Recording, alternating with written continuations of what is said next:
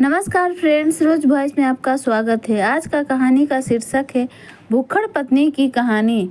जगदीशपुर नाम के एक छोटे से गांव में पप्पू नाम का एक गरीब किसान रहा करता था।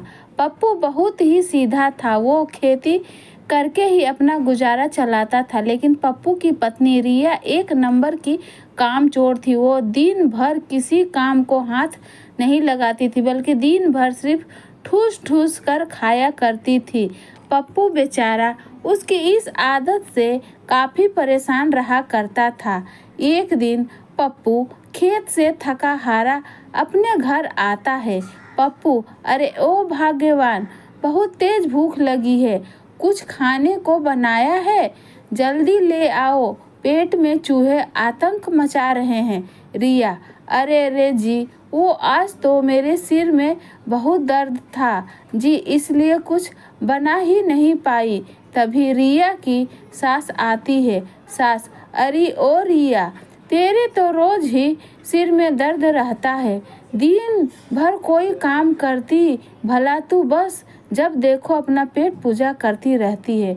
भगवान जाने कब तुझे थोड़ी सद्बुद्धि आएगी, कामचोर कहीं की। रिया, अरे माँ जी, ऐसा ना बोलिए ना, मैं कामचोर तो बिल्कुल नहीं हूँ। थोड़ा खाने की शौकीन हूँ, पर जिंदगी में खाने के सिवाय रखा ही क्या है। भला सास है भगवान, कैसी बहू दी है मुझे। अच्छा ये बता, सुबह जब भगवान जी को चढ़ाने को लड्डू बनाने को दिए थे, वो बनाया या नहीं? रिया, जी माँ जी, लड्डू तो मैंने बना लिए, लेकिन वो सास, ये वो क्या कर रही है, कहाँ है लड्डू? रिया, माँ जी, लड्डू तो बड़े स्वाद बने थे, लेकिन इतने स्वाद लड्डू देखकर मुझसे तो रहा ही नहीं गया और मैंने सारे लड्डू खा लिए। रिया फिर हंसने लगती है। सास, हे भगवान, ये तूने क्या किया? सारे के सारे लड्डू खा गई तू। हे भगवान, क्या करूं मैं इस भुक्खड़ बहू का। पप्पू, अरे चुप करो तुम दोनों, मेरे दिमाग का दही मत बना दिया।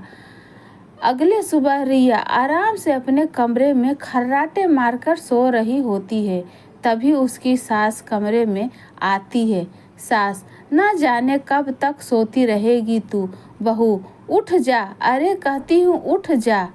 अपनी सास के कई बार उठाने पर भी रिया उठती नहीं। सास, लगता है ये ऐसे नहीं उठेगी। हाँ, अभी कुछ करती हूँ। तभी वो एक लोटे में पानी लेकर आती है और रिया के ऊपर डाल देती है। पानी डालते ही रिया एकदम उठ जाती है। रिया, ये क्या किया आपने माँ जी? इतना अच्छा सपना देख रही थी आप। हाय आय, कितना सारी रबड़ी। सास, बस बस बस रिया, तुझे तो सपने में भी खाने के अलावा कुछ नहीं सूझता। कभी कोई काम भी कर लिया कर। जा बाजार जाकर टमाटर लेकर आ। तुझे कोई होश नहीं है। पप्पू अभी खेत से थका हारा आता ही होगा। मैं उसके लिए उसकी मनपसंद टमाटर की सब्जी बना देती हूँ। रिया, क्या कहा माँ जी? टमाटर की सब्जी? अरे वाह माँ जी, टमाटर की सब्जी तो मुझे भी बहुत पसंद है। हाँ माँ जी, मुझे भी टमाटर की सब्जी दीजिएगा। मैं अभी जाती हूँ बाजार। हाँ सास, हाँ ठीक है, लेकिन ज़रा जल्दी आना। ये ले पैसे। इसके बाद रिया की सास उसे कुछ पैसे देती है। रिया पैसे लेकर वहाँ से बाजार जाती है। रिया बाजार पहुँचते ही कि तभी रास्ते में उसे एक जलेबी वाला दिखता है जो गर्मा गर्म जलेबी बना रहा था। रिया, अरे वाह, कितनी अच्छी जलेबी की खुशबू आ रही है। आय हाय, मुझसे तो बिल्कुल भी नहीं रुका जा रहा। कितनी अच्छी खुशबू है। अरे ओ जलेबी वाले भैया, ज़रा एक प्लेट जलेबी तो देना, खुशबू बड़ी अच्छी आ रही है। जलेबी वाला, अरे हाँ हाँ, क्यों नहीं, अभी देता हूँ। ये चंदू की बनाई जलेबी है, जो एक बार खाएगा वो बार बार आएगा। हाँ, इसके बाद वो रिया को जलेबी देता है। रिया जल्दी जल्दी जलेबी खाने लगती है।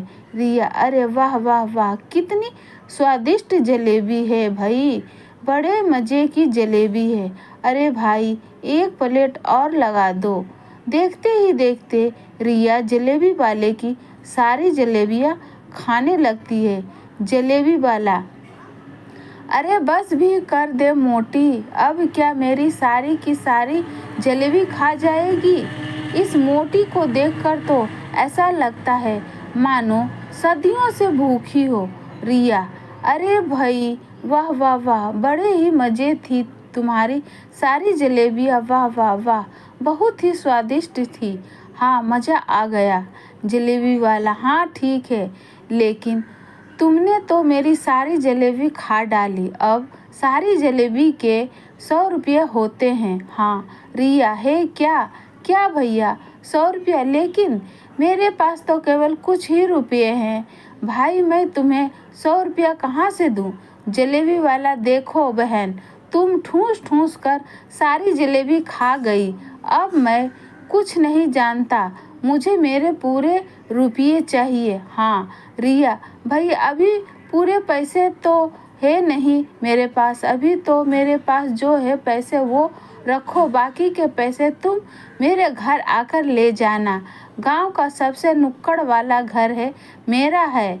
जलेबी वाला थोड़ा सोचने के बाद जलेबी वाला अच्छा अच्छा ठीक है, अभी तुम मुझे ये पैसे दे दो, बाकी के पैसे मैं तुम्हारे घर आकर ले जाऊंगा। हाँ जिसके बाद रिया अपने घर जाती है।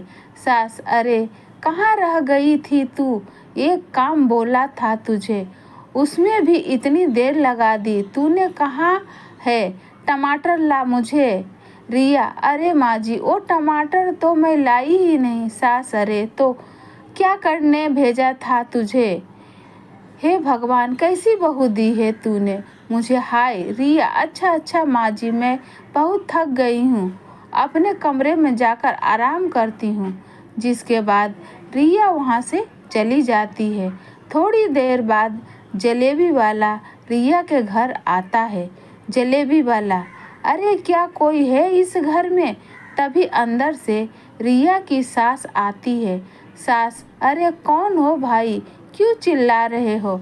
जलेबी वाला माँ जी मैं चंदू जलेबी वाला हूँ, आपकी बहू सुबह मेरी दुकान पर आई थी और मेरी सारी जलेबी खा गई, मेरी जलेबी के पूरे पैसे भी नहीं दिए, वही लेने आया हूँ।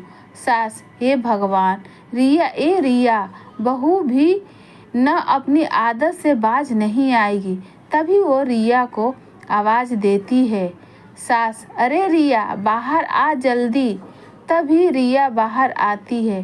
सास क्यों रिया ये मैं क्या सुन रही हूँ, तू इस जलेबी वाले की सारी जलेबियाँ खा गई। रिया जी माँ जी, आज सुबह जब आपने टमाटर लेने भेजा था ना मुझे, तो रास्ते में जलेबी वाला दिख गया, इसकी गर्मा गर्म जलेबी की खुशबू आते देख मुझसे रुका ही नहीं गया और मैंने जलेबी खा ली। माँ जी मैंने खाने की तो शौकीन हूँ, आप तो जानती ही हैं। तभी हाँ वहाँ पर पप्पू आता। पप्पू क्या बात है चंदू भाई, तुम यहाँ कैसे, सब ठीक तो है ना। सास अरे इससे क्या पूछते हैं बेटा, मैं बताती हूँ।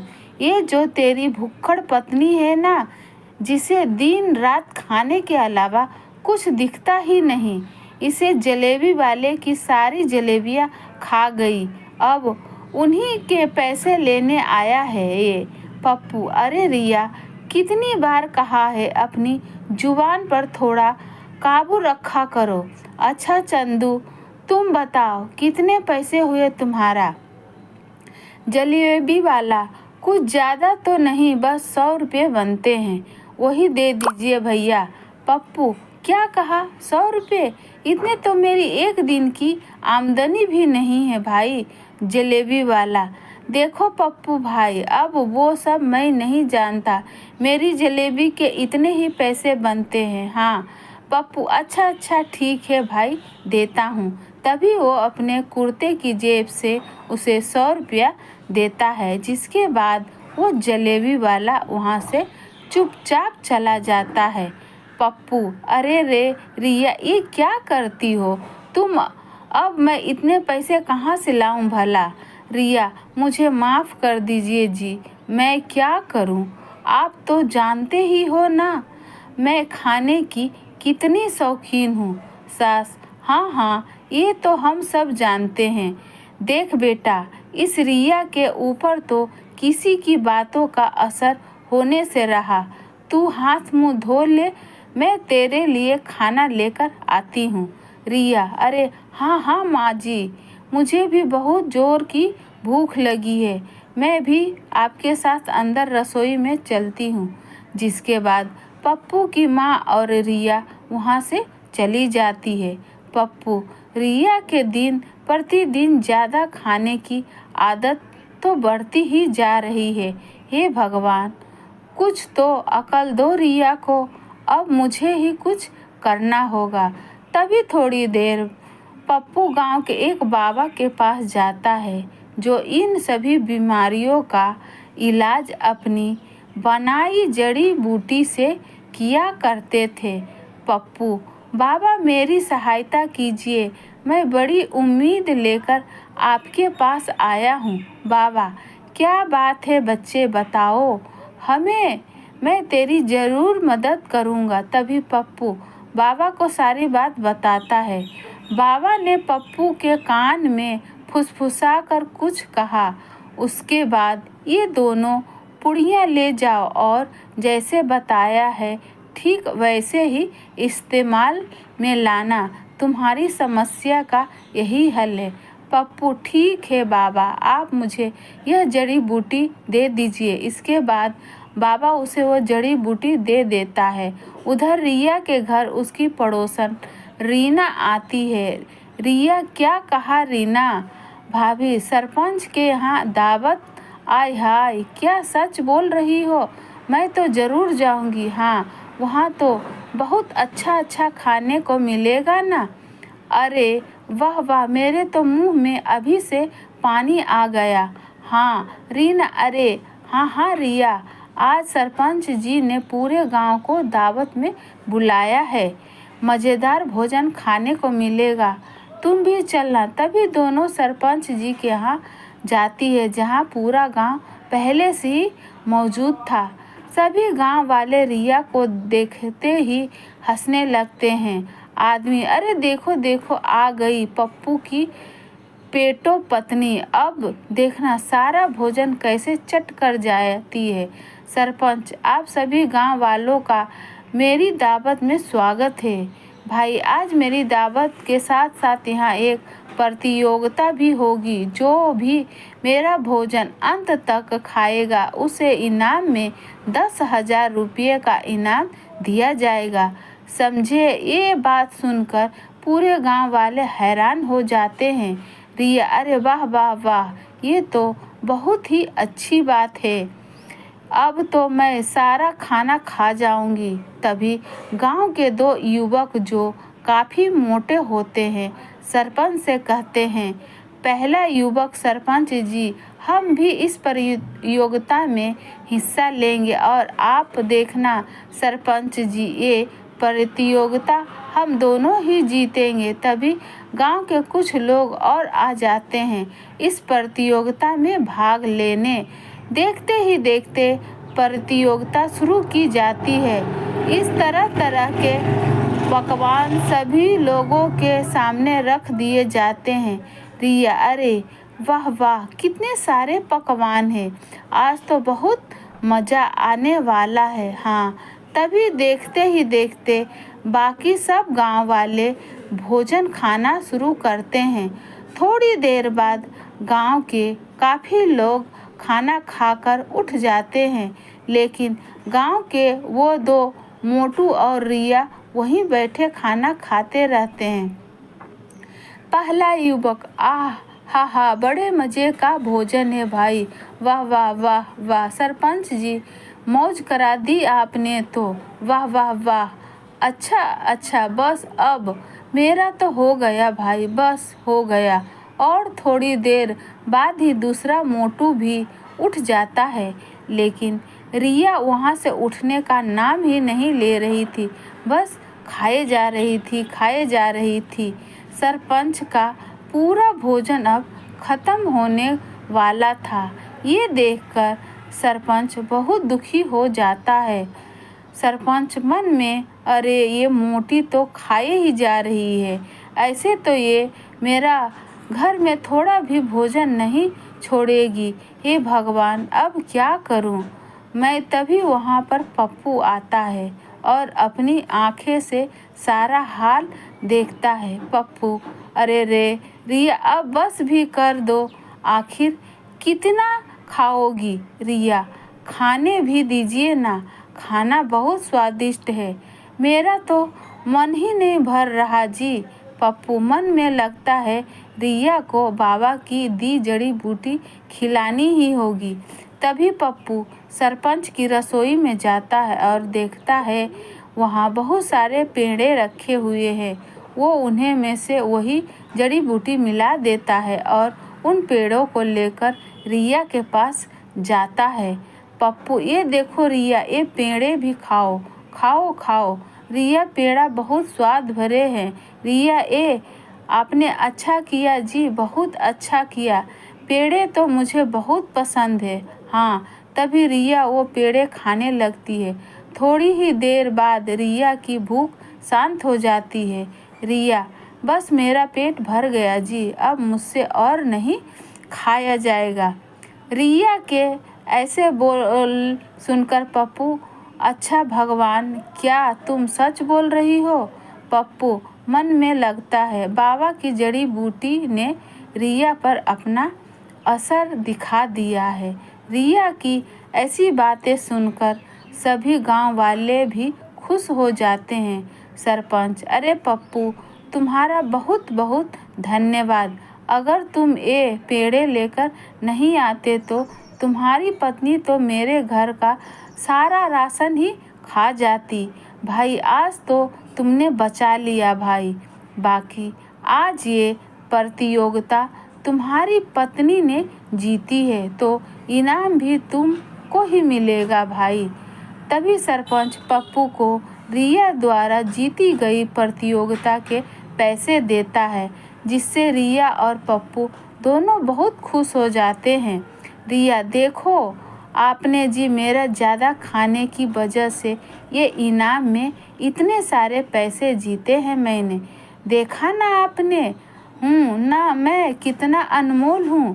पप्पू, हाँ रिया, सो तो हो अनमोल तुम हो रिया, लेकिन पहला पेड़ा खाते ही मेरा पेट भर गया और अब बहुत तेज दर्द हो रहा है। आय आय माई गई। पप्पू, इतना ठूस ठूस कर खाओगी तो दर्द नहीं तो क्या आराम मिलेगा। चलो घर चलो, ठीक हो जाओगी। रिया, अरे बहुत तेज दर्द हो रहा है मेरे पेट में। अरे मेरा प्यारा पेट, क्या करूं मैं, अब कैसे खाऊंगी खाना, जलेबी समोसा। पप्पू, कैसी पेटू पत्नी पल्ले पड़ी है, दर्द के मारे जान जा रही है, लेकिन अभी भी खाना ही सूझ रहा है। रिया, मुझे बचा लीजिए, अब से आगे मैं ध्यान से खाना खाऊंगी, सच में। अरे मुझे बचा लीजिए, हाय मेरा पेट। पप्पू बाबा की दी हुई एक और जड़ी बूटी की पुड़िया रिया को खिलाता है, जिससे रिया थोड़ी ही देर में सही हो जाती है। रिया, आपने जो पुड़िया खिलाई उसमें मेरा दर्द तो मानो गायब ही हो गया। धन्य हो बाबा जी, अब तो मैं तरीके से ही खाना खाऊंगी। पप्पू, वो तो एक साधारण पुड़िया ही है, सारा कमाल तो तुम्हारी इच्छा शक्ति का है। रिया, तुम्हें ज़्यादा न खाने की इच्छा से ही यह संभव हुआ है। सांस ले पप्पू, गर्मा गर्म पकोड़े बनाए हैं, खा ले।